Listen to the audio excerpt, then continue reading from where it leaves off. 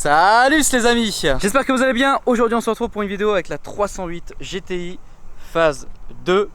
Regardez cette belle couleur. Ensuite, en parlant de couleur, coupe franche, c'est une option. On commence bien, regardez comment elle est belle.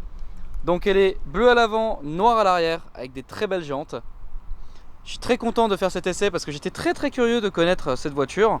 Et bien écoutez, nous l'avons devant les yeux aujourd'hui. 1,6 litre de 270 chevaux, 330 Nm de couple. 4 cylindres, mais bon, on la pardonne. Au niveau de l'arrière, on a une sortie de chaque côté avec ici écrit 308 et GTI ici en chrome et en rouge. Au niveau du coffre, d'ailleurs, il y a les plaques noires disponibles sur le site akarparis.com. Ça, c'est juste pour le plaisir. Ensuite, le coffre qui est ici, 420 litres. Donc bon, bah, clairement là, vous voyez mon petit sac, il y a un peu de place. Il n'y a pas de crochet pour les courses. Vous voyez comme quoi vous voyez les détails là quand même. Là il n'y a pas de crochet pour les courses par exemple. Au niveau du réservoir qui se situe aujourd'hui sur la droite, 53 litres. Conso mixte, 6 litres. Ce qui est pas très excessif. Je le rappelle, 1,6 litre sous le moulin. La voiture pèse 1 tonne 2 étonnamment. Et fait le 0 à 100 en 6 secondes.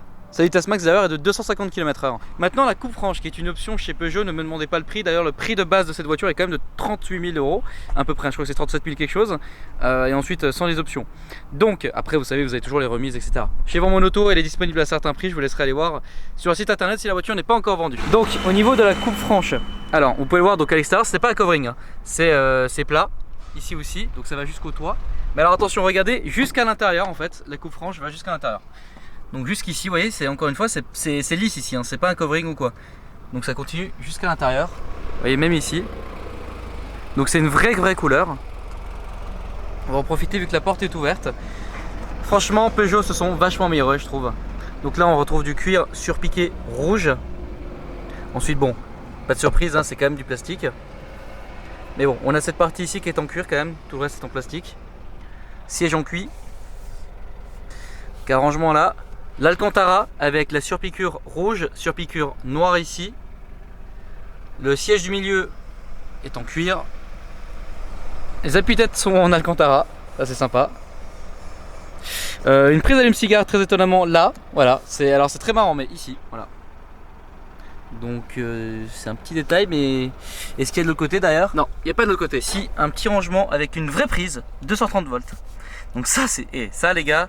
Dans une voiture comme ça, vous allez voir qu'il y a beaucoup d'accessoires et beaucoup de choses qui font que cette voiture est vraiment exceptionnelle au point de vue quotidien et au point de vue équipement électronique. Donc avec un cendrier ou alors un rangement et une prise de son. Franchement ça les gars, c'est vraiment énorme. Ensuite les amis, la liseuse n'est pas placée ici ni au milieu, mais elle est placée derrière. Voilà, vous avez la liseuse et l'avantage c'est que c'est en LED.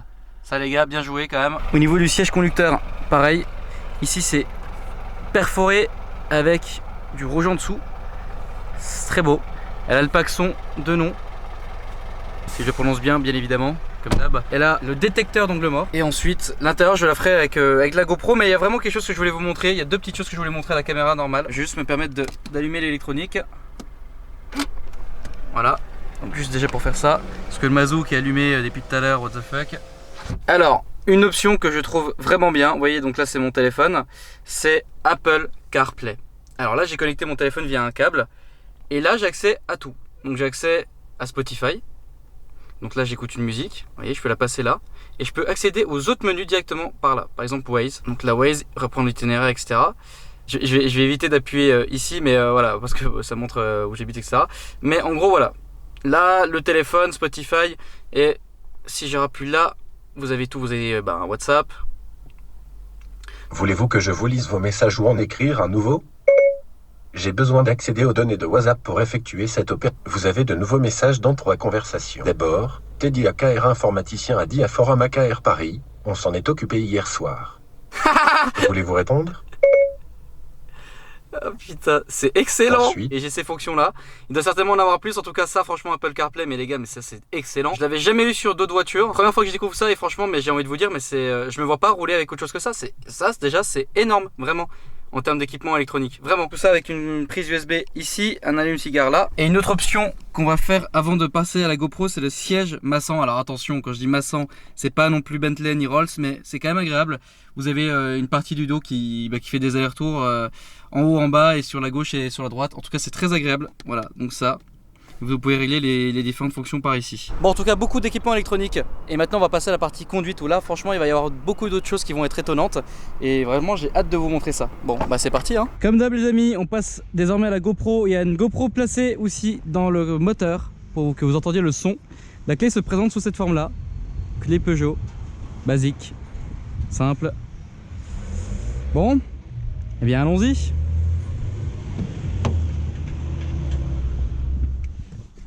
Alors, donc le bouton start est ici. La voiture est déjà chaude.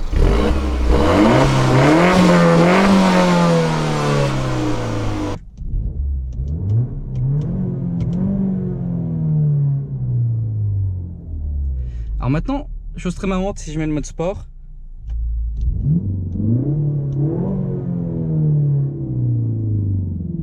Sur l'échappement qui vient directement dans les haut-parleurs et ça vient simplement booster en gros le son à l'intérieur de l'habitacle. Donc ça change pas grand chose en fait. Je vais commencer par une petite chose ici. Donc là vous avez le start and fuel.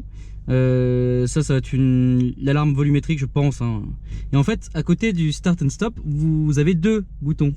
Et normalement l'un des deux est censé être la désactivation de l'ESP. Alors j'ai demandé sur Instagram où est-ce qu'on pouvait désactiver l'ESP. Alors les gens m'ont dit que c'était sur cet écran ici.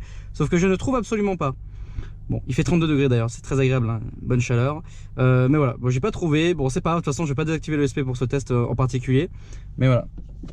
La ceinture est basique d'ailleurs, c'est vraiment dommage. On aurait pu s'attendre à une petite surpiqûre rouge ou quoi, mais bon, un peu étonné de ça. Le pommeau de vitesse est très beau d'ailleurs. Il se prend très bien en main. Boîte 6 uniquement d'ailleurs, hein, sur ce modèle, il n'y a pas de boîte auto. Et ici, vous avez un petit rangement.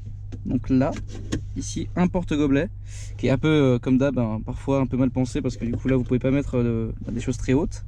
Avec un petit rangement derrière qui est pas très pratique. Franchement, le rangement ici a vraiment mal été conçu, je tiens quand même à le dire. Voilà. Et ici, vous avez la picoute qui est réglable en plusieurs hauteurs. Donc là, il est en position basse. Là, un niveau. Et là, le niveau le plus haut. Donc en fait, c'est assez agréable en fait en conduite autoroute. Vous êtes bien. Il y a d'ailleurs aussi un régulateur de vitesse ici. Et voilà.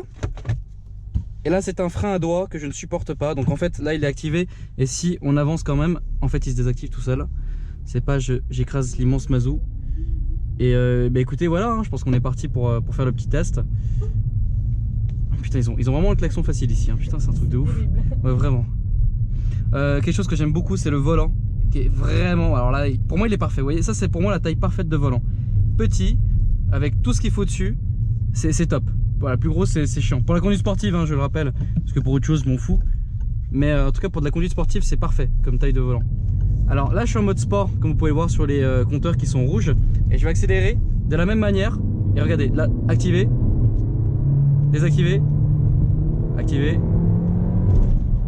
Je vais changer, hein.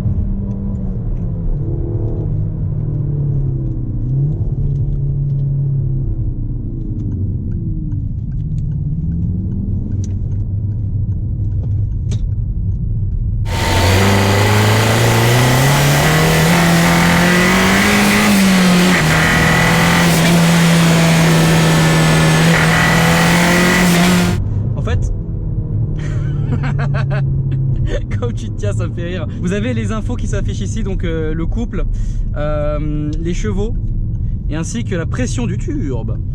Et il y a une dump valve, alors on va pas l'entendre comme ça. Normalement le micro qui est placé dans le moteur, on devrait l'entendre, mais on peut peut-être éventuellement l'entendre d'ici. Donc là on l'a entendu. Alors, le châssis, la conduite sportive. Alors j'ai eu la voiture encore une fois pendant une semaine, j'ai eu le temps de faire tout et n'importe quoi avec. Toujours dans les respects de règles de l'art, hein, bien évidemment. Temps de chauffe, etc. On va pas non plus, c'est pas une voiture volée. Alors, c'est pas une Renault Sport au niveau du châssis. C'est par rapport à la Fiesta en fait, je sais pas, comme voiture un peu équivalente, j'ai la Fiesta qui est bien sûr, alors qu'elle même pas le même moteur mais qui a le même cylindrée, sa 4 cylindres à 1,6 litre, pareil, qui fait 200 chevaux par contre, qui est je crois 100 kg plus léger si mes souvenirs sont bons, ou à peu près quasiment le même poids. Faut aussi se dire que ça c'est une traction, hein, c'est voilà, donc ça je tiens aussi à le préciser. En fait elle tient même très bien le pavé. Mais l'arrière en fait, et j'en ai parlé avec même des pilotes, on a eu la même conclusion, c'est que, et même des personnes qui ont aussi des 300 UGT, c'est que en fait l'arrière tendance en virage à, c'est pas qu'il tient pas, mais à être assez haut en fait. On sent que l'arrière est très léger en fait. L'arrière est très léger. Par contre, dès que vous revenez droit, là par contre la voiture elle va revenir directement droite. C'est la seule constatation que j'ai pu faire. Après, malheureusement, j'ai pas pu désactiver l'ESP pour voir un peu ce que ça donnait en temps réel, etc. Enfin, entre guillemets. Vous le reconnaissez, celui de tournage. On l'aime bien. Hein. Mais j'ai changé parce que bon, apparemment le cimetière ça ne vous plaisait pas. Bon bah du coup j'ai changé mon lieu de tournage. Hop. Ce qui n'empêche qu'on peut dire un petit coucou. Hein. Ça fait quand même plaisir. Hop là. En tout cas très agréable. Franchement, si je dois résumer la voiture, hop, là on désactive le mode sport et regardez, ça roule parfaitement bien. Là je vais désactiver le siège massant. Aussi j'ai enlevé le mode sport et regardez, on est tranquille. Voilà, vous voyez, 70, on est bien. On est en 5ème, il y a une 6ème, on met la 6ème, voilà. Et là on consomme que dalle. Maintenant les touches au volant. Ici si vous réglez le son, donc très pratique, et ici vous changez ou pas de musique. Enfin, moi je parle de musique hein, bien évidemment, et c'est très très pratique. Voilà, après bon il y a encore 2 autres boutons que j'ai pas utilisé personnellement, mais voilà. Ensuite là, ah bah, vous voyez Apple CarPlay à quel point ça fonctionne bien. Salut Karim. Alors, je suis désolé Karim, je suis en essai, je vais te rappeler après. Là vous avez la conso instantanée, et bah, vous voyez que ça consomme pas beaucoup. Là je suis à 6 litres. La moyenne, bon, 10 litres 2, bon ça c'est parce que c'est moi hein. Et voilà, quelques informations intéressantes ici. Et voilà, je pense que j'ai fait à peu près le tour de la voiture. J'espère ne rien avoir oublié parce que franchement je sais que c'était vraiment très attendu. On va remettre le mode sport et se refaire un dernier plaisir. Mais en tout cas normalement j'ai pas grand chose d'autre à préciser. Non, j'ai rien d'autre à préciser. Franchement je pense que j'ai fait à peu près le tour de la voiture. Et je vais quand même vous faire profiter encore un peu de la sauce.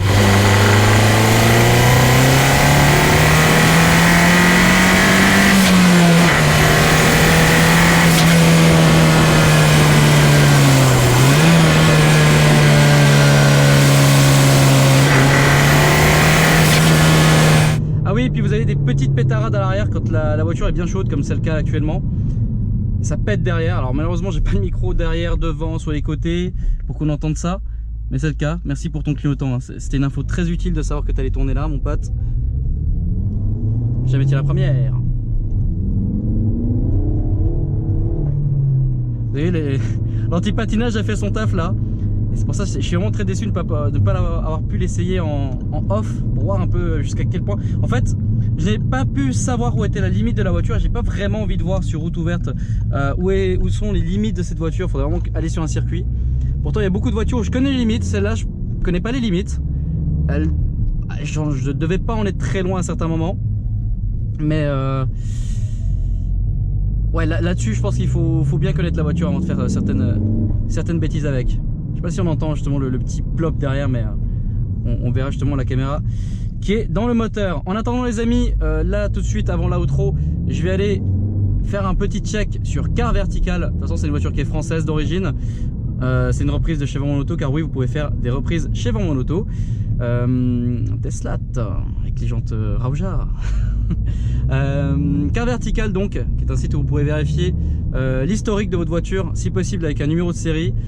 Avec la plaque ça va aussi, d'ailleurs on va faire le test avec la plaque pour voir si ça fonctionne très bien. On se retrouve dans quelques secondes sur mon PC. Les amis, on est sur le site, on va vérifier avec la plaque d'immatriculation qui est ici, vérifier votre voiture, ensuite magnifique, obtenir le rapport complet, c'est parti. Je pense que je vais faire un sondage sur Instagram et demander le numéro de série ou la plaque d'une voiture qui a été volée pour vraiment voir si ça fonctionne. Moi j'ai une totale confiance au site, mais ça serait quand même pour vous montrer. Alors, donc déjà par la plaque ça fonctionne, ça c'est cool. On peut voir que c'est une phase 2 à ça. Donc elle n'a pas eu d'accident, elle n'a pas été volée. Ah oui d'accord, oui, le kilométrage moyen des véhicules de ce modèle. Ah ok d'accord. Donc ouais, donc c'est pas du tout les kilomètres qu'elle a. Putain, j'ai eu super peur là, je me suis dit putain, elle a 110 000 km en vrai, mais pas du tout. Parfait. Et les problèmes récurrents à ça, dysfonctionnement du réservoir AdBlue, donc pas du tout le cas sur la nôtre. Défaillance de l'amortisseur avant sur le modèle GT Line. Je sais pas si sur la GTI c'est le même amortisseur avant. Cliquetis en provenance des essieux arrière. Ce qui n'a pas du tout été le cas sur la mienne. Donc en tout cas, le véhicule est clean. On peut passer sur l'outro. Comme d'hab, on se retrouve pour l'outro à l'intérieur du garage. Et voici la voiture. J'avais oublié quelques petits détails. Elle a les clignotants dynamiques. Et j'ai pas montré la signature lumineuse qui se fait en pointillé. Généralement, j'aime pas trop les signatures lumineuses en pointillé, mais celle-là, ça lui va bien.